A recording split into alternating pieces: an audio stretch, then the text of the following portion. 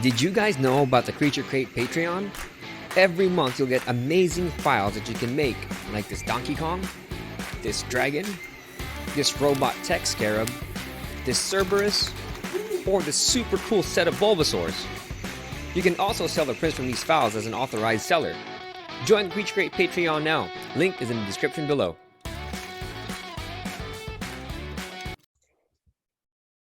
Hey guys, what's up? Nico again here for 3D Printed Profits. And in this episode, I have with us Ian. Ian, say what's up, man. Where are you from? What's up? What's up? We're out here in Dallas, Texas. Dallas, Texas. Yes, Dude, I'm sir. from Dallas. No way. Yeah, man. I lived in McKinney right off of 380. Okay, I'm kind of by Love Field, so All right. Oh, you're down there. Oh, you're down there. Oh, that's cool, man. So anyway, so Ian comes to us from all the way from Dallas, Texas, and he's going to talk to us about his business and how he's going. So as usual, if you guys want to get all of Ian's links, it's going to be description below. If you're on YouTube, and if you're on your favorite podcast player, it's going to be in the show notes down below. Make sure you guys follow us in the 3D Printing Side Hustle group, where you guys can talk amongst yourselves and me, where we can talk about your 3D printing business, so on and so forth. And make sure you guys stay till the very, very end, where I'm going to give you your own product idea for your own 3D printing business. All right. So let's start. Ian, welcome to the show, man. Thank you. Thank you. So tell me more about yourself, dude. What's your background and how'd you got into 3D printing? All right, so it's 2022. I'm 26. Back in December of 2016, decided to pick up my first printer, which was a MP Select Mini. I'm sure you're familiar. Little Yes. machine. That was a V1. So I think since they've had a V2, but I just always, watch YouTube videos of people 3D printing stuff, and just looking at Thingiverse and seeing all the different designs and stuff that you could pop out. I never even thought of designing stuff myself. It was just kind of a novelty. And that was my first exposure to owning a machine. Sweet, man. And what's your background? What do you do? So I'm a mechanical engineer. I do have a day job, but I guess that's kind of probably part of what sparked it is the manufacturing side of things interests me. And back in 2016, I was a sophomore at college. So probably a little bit of time in my hands, just wanted to, explore new hobbies and see the newest technology. That's cool, man. So the engineering degree obviously helped you to understand how the machine works, so on and so forth, right? Right. And even in school, they would talk about it a little bit. My actual first exposure to even hearing about technology is actually kind of funny. It was actually freshman year of high school, probably 6 years before I got my machine. A friend of mine had completed a little report for class on the technology, 3D printing. And I was like, what is that? That honestly, I thought it sounded so dumb. Like, why would you want to print 3D? What is that? Is that paper? Like what? I literally had no idea. And I'm sure he didn't either, just pulled an article off the internet. But 6 years later, I got it, firsthand what the technology is. And how the turntables, huh? Yeah. big critic, I guess. Funny how those things work, man. So Yeah, let's dive into the business here a little bit. What is it exactly that you sell, and what do you do? So I'm solely on Etsy right now. I started back in May of last year, and it kind of developed. I'm not sure if you're familiar with like the mechanical keyboard scene. There's a bunch of people. The subreddit has over 1 million members. No and kidding. It's a huge community, and it's just building keyboards, mechanical keyboards, like custom. There's so many different ways you can put one together, kind of like you build a 3D printer. So I designed a kind of like a display stand to show off people's custom mechanical keyboards on their desk, because it's meant for typing, but a lot of times these people just have 20 keyboards that they don't really ever touch. It's just for like an art piece, right?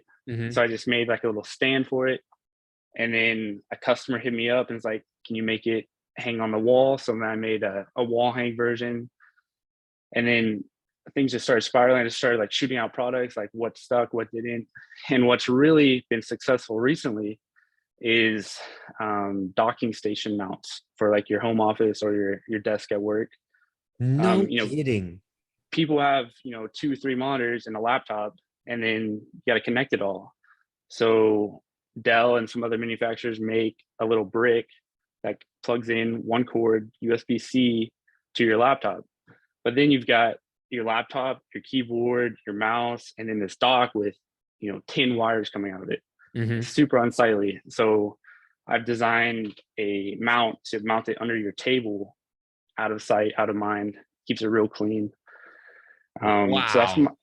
those are my biggest. I have a few different mounts for that, and then also some laptop mounts under desk. So then get your laptop off your desk as well. So it's kind of, I don't want to say like home office, but it really is like optimization, like organization, kind of along. That's kind of where I've been channeling most of my energy. That's so awesome. And this is all on Etsy. It's all on Etsy currently, and I do want to expand into my own, you know, Shopify storefront. Sure. And what else? Yeah. Dude, that's great, man. And so just necessity was how you came up with the idea. It was. I actually don't use the dock at my home here, but at work I have one, so I use my product at work. But yeah, it's just that cable management, cleanliness. I think a lot of people out there, you know, want that for their desk. I agree. I'm looking at my desk right now and I was like, man, I probably need one of these things. Yeah. So I'm seeing all these boxes behind you, and you were doing some cleanup behind you here before we started the interview. So business must be good for all those boxes to be there, man. So how much are you making a month on this business with such a unique product? So we'll take the last 4 month average, about 6K a month. No gross. Yeah, dude, that is 3 mortgages in Texas. Maybe 1 mortgage at Highland Park, though. At Highland Park. Yeah, you're watching. Yeah, you're right. 1 at Highland Park, though. Matthew Stafford, I'm talking to you. Dude, that's big boy money. It's picked up, and I'll tell you what, you and me, like people like you and me who just need 1 or 2, you know, maybe for their home or for their job in the office, that's great. But where the money really comes is like when a company is setting up a new floor or setting up a new office and they need 50, 70 units. That's where the big money comes from. That's where, you know, you only have to pack 2 boxes instead of, you know, 50. Only process, you know, so that's kind of where I'm heading. Or that's kind of, you know, what you want to target. Like a lot of your other guests, you know, they say like the small stuff is great, keeps paying the bills, but the big ones, that's where you grow. Yeah, that thing pays the mortgage. That don't just pay the bills. That'll pay for the house. Exactly. Dude, so let's go back a little bit with the business. How did you get your first customers and your first clients? How did you get your traffic to start? So I guess after my Mini, I outgrew that. I got that one back there, the MK3 Prusa. Several of those I see. Yes, thankfully they've paid for themselves, which is nice. More times than they have. Exactly. But as far as my first, you know, real sale, I'm like, I have this printer, like what can I make? So I threw up those keyboard things and like some golf ball holders and just like maybe a few other random stuff on Etsy. Is like, if it doesn't sell, like I already have the machine, I already have filament. There's no like cost loss, right? There's no, oh my gosh, I bought this $100,000 machine, nobody's buying. So I just threw it up there. No advertising, no, hey, check out this product. It's all been natural, which is exciting, but also I need to pursue, you know, more intensive, you know, maybe advertising methods, more aggressive ways of advertising. Exactly, because I think that there's more potential out there. There's a lot more customers out there that I'm not tapping. And this is all on Etsy, right?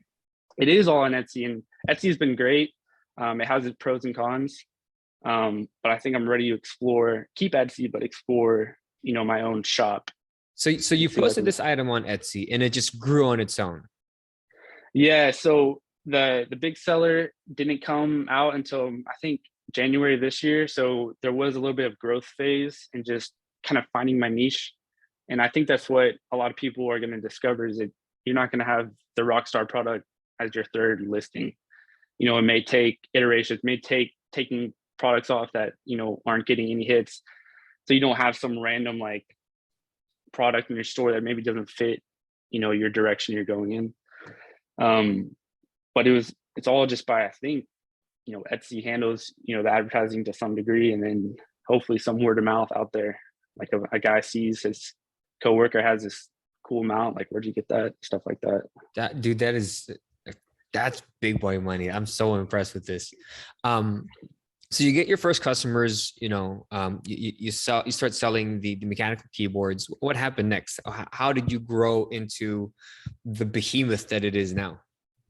So it's kind of, I'm trying to think back to like maybe a year ago, last July, when there would be like 2 orders a week, 3 orders a week. Like, that's good and all, but $50, $60. It's not until I really started, hitting it hard in CAD, coming up with innovative designs, because the biggest first seller I had was a double-decker under the desk laptop holder. So on Etsy, there's a dozen sellers selling mounts to put your laptop under your desk. I'm not the first, but I was like, how can I make this different? So I just doubled it. So you can store 2 laptops like stacked. And nobody had thought of it. Nobody had it. So I just, took someone else's idea or a bunch of people's ideas and made it, better and different. So you can store 2. And that was my first, I think that's the product that really took my store to the next level. It's just not just copying, what someone else has, but improving on it and making it better, because I feel like I'm not, super good in CAD, but maybe a little bit better than the average person. So if someone has, a design element that they think's good, but maybe isn't the best, maybe I can improve on that and make a better product. Because it's hard to come up with something truly unique, but there's a lot of room for improvement, especially in the 3D printer space, where a lot of people are really good at running their machines, but maybe not as good at the designing aspect of things. I agree, man. So you mentioned a laptop mount for under the desk. That's a pretty big product. Does the Prusa print that? I mean, don't you need a bigger machine for that than a Prusa? It does, and it's actually 3 separate brackets. So if you can imagine like 3 C clips almost, that you slide. So there's only really 3 brackets that hold the laptop in. So it's expandable. So if you have I see. That's what I was thinking. Okay. Yeah, you orient it however big your laptop is, and then customers can request custom spacing. So if you have a thicker laptop, they can request a wider, opening. No kidding. So these clips, these tiny little clips, they're not tiny. They're pretty maybe big. 2 inches by 2 inches. 2 by 3, 2 by 4, right? Yeah. And then you slide your laptop in. So the way they mount it is they put the laptop inside the clips, and then it goes there, and then you got the one in the back, right? Precisely. Yep. Okay. Captures it. And all printed on a Prusa. So how many machines do you have now? So when you got, you started growing, there's money coming in. Did you then invest that money into more machines? I did. So my dad has a Mini that he let me borrow for a little bit for growing. That's why there's a missing spot up there where a Mini should be, but I gave it back. I just started investing because the amount that these machines cost, I mean, these are, in the grand scheme, kind of on the higher spectrum, like Ender 3s. You can totally, I could have a way bigger farm with the amount of money I put into these machines. I agree. You can get like 2 at the very minimum 2 Ender 3s for 1 Prusa. Exactly. And maybe it's a poor business choice, but I just really am impressed with these machines, and I just stuck with Prusa. But I think it's time to, maybe explore other machines, just see what the capabilities are, because when Ender first came out, it was kind of rough, as all machines are. But I know they've gotten a lot better and a lot cheaper. But as far as reinvesting, I just bought those two minis, and then I started buying the assembled Mark IIIs because I don't have 8 hours to hang around and build one Dude, that's anymore. awesome, man. So with the filament, right? So we talked about what machines you're using. Do people have requests for filament for colors of these things, or is it just one color? And So what brand are you using? typically on the color thing, black is real popular and white is real popular, especially around a desk environment. But I do offer some things in pink and purple, but in red and gray. But if a customer requests it and the order is large enough, I can justify, purchasing an off color, then I'll just do it for them. As far as the brand, it's Duramic 3D. Duramic. Okay. Duramic. They do have a website, and actually the box right here. That's what it Gotcha. looks like. Now, if they wanted, can they buy this on Amazon? Yes, it's available on Amazon.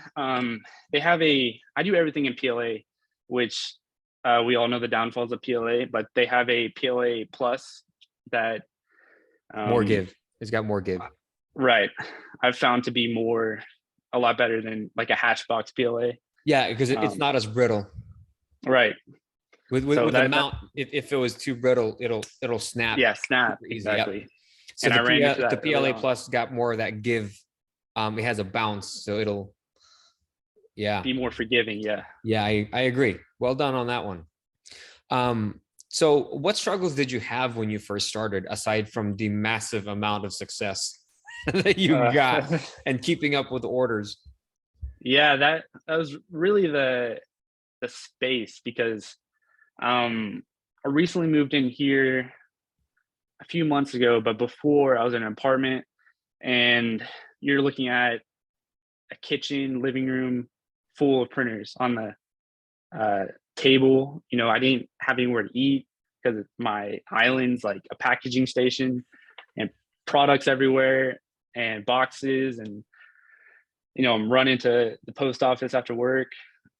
So it's just probably like, growing issues, space wise, which was kind of a limitation of, my lease in my apartment. This has been a lot of people have racks, but I didn't have the luxury of having space for racks. Yeah. But now I have a dedicated room with a table for packaging, and I can organize all my filaments and keep boxes and orders organized and parts. So probably just the growing pains of outgrowing your apartment was really the biggest challenge. So you guys hear that? His biggest problem was growing. Yeah. What a problem to have. Not a bad one. Not a bad one, but a problem nonetheless, right? Yes. So how else does the business make money? Do you offer design or print services or anything like that? I would love to do that.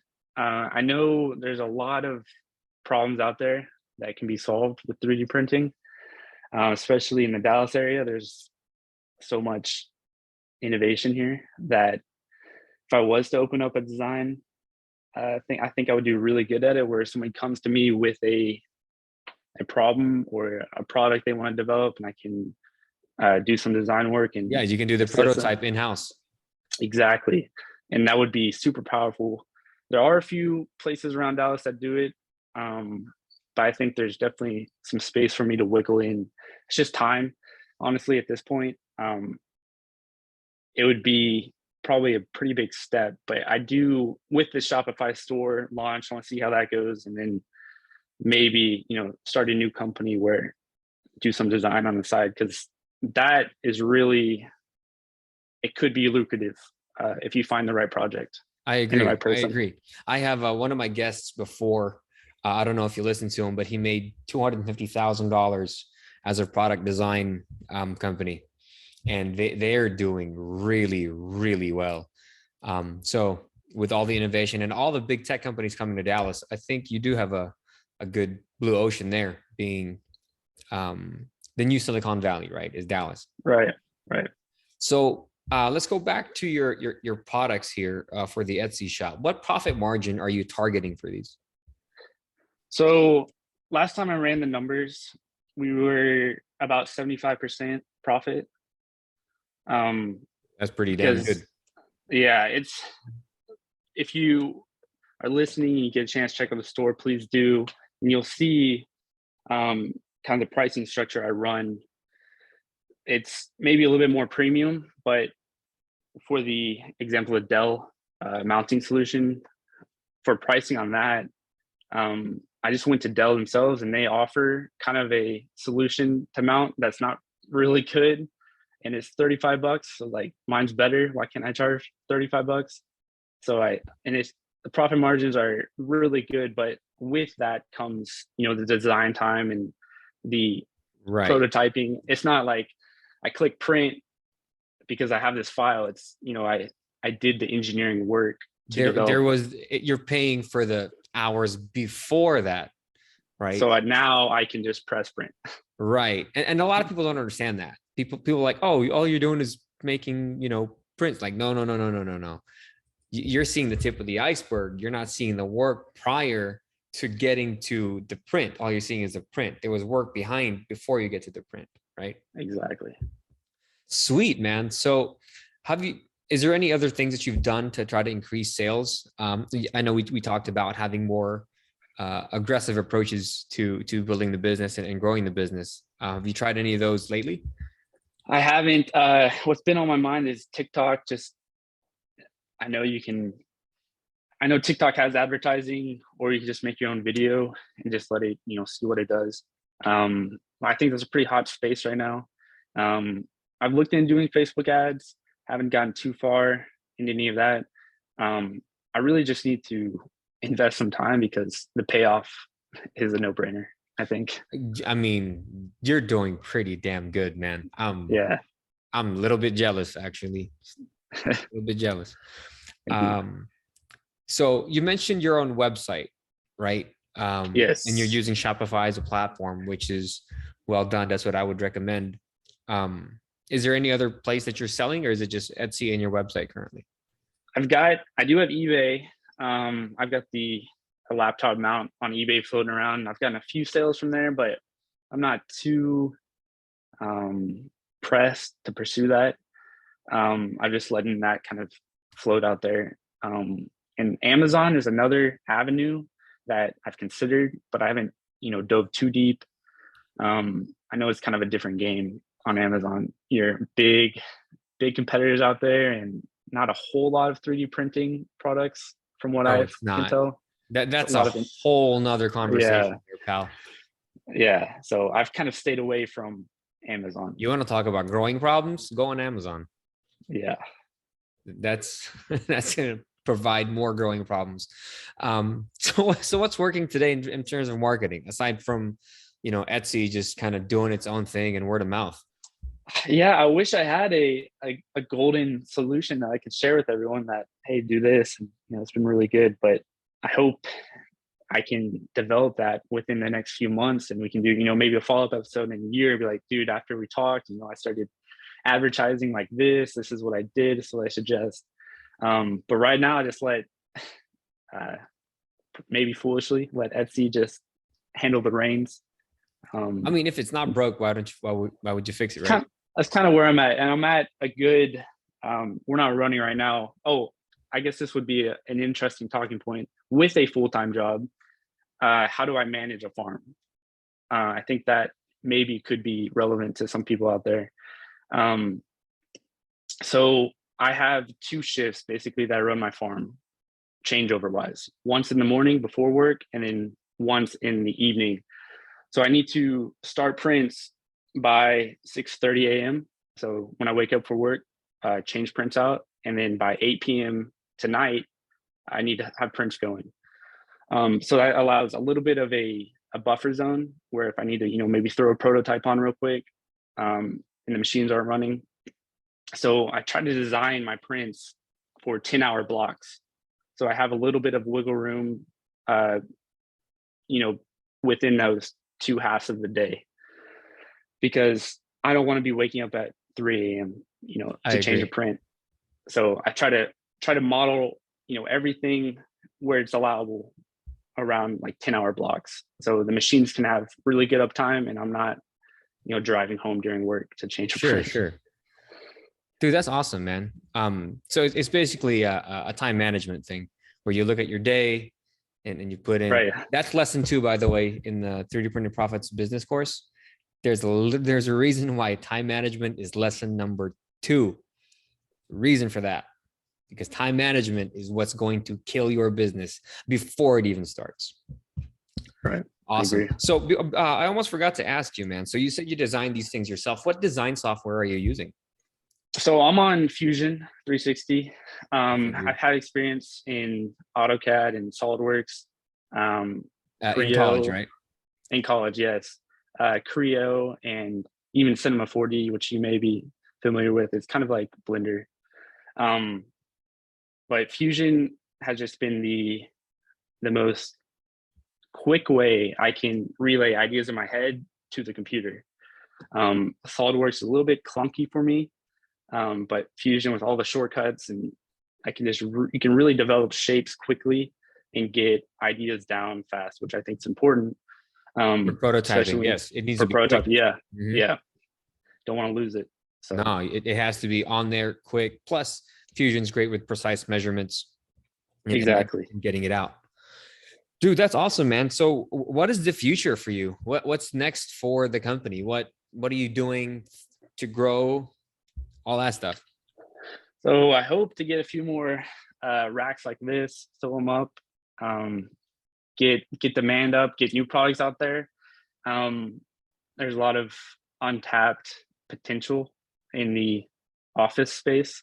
I know when people think office, they think like a cup holder, like let me throw some pins in a little cup holder, which, I mean, there is potential for, some innovation there, but I think when you can build on someone else's product, like a Dell or like a Lenovo or like an Apple, and develop products for their products that maybe they don't have or they do poorly, I think that's a really good way to enhance someone's day because they already have this product and they want to maybe, mount it somewhere or store it somewhere or keep it safe.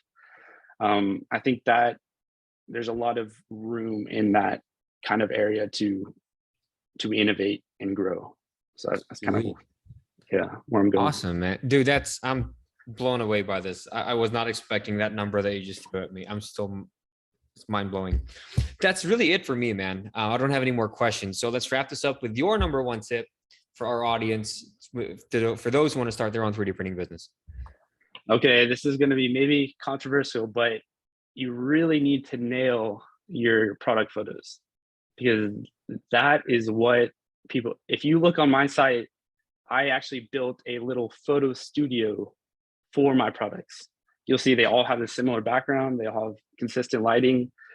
You really need to sell your product with the photo. It could be a great product and all, but if you're taking it on your carpet with poor lighting and a blurry photo, it could be awesome, but the photo is not going to translate that. So really nail your product photos, and that first glimpse that the customer gets of your product will go a lot further if you just really focus on it. It's not hard.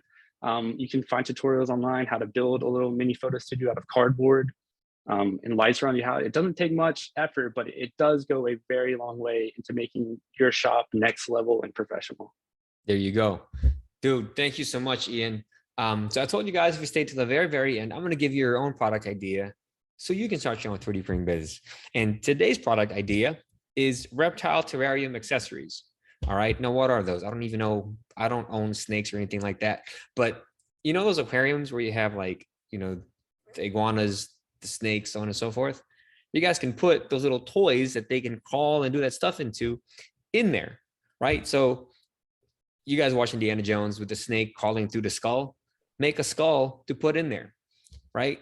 What if Iron Man was in there and there's a snake crawling through his head, just stuff like that. You guys, you have to get creative and you got to have something that's going to set you apart from everybody else, and that's why they're going to buy your product. All right. So again, Ian, big congrats to your business, dude. We're definitely going to talk more after this. I'm really, really interested in your business. And dude, congratulations, man. Hey, it was a pleasure. Thank you. Awesome. So, all right, that's it for me. I'll see you guys in the next episode. I'll catch you later. Peace out.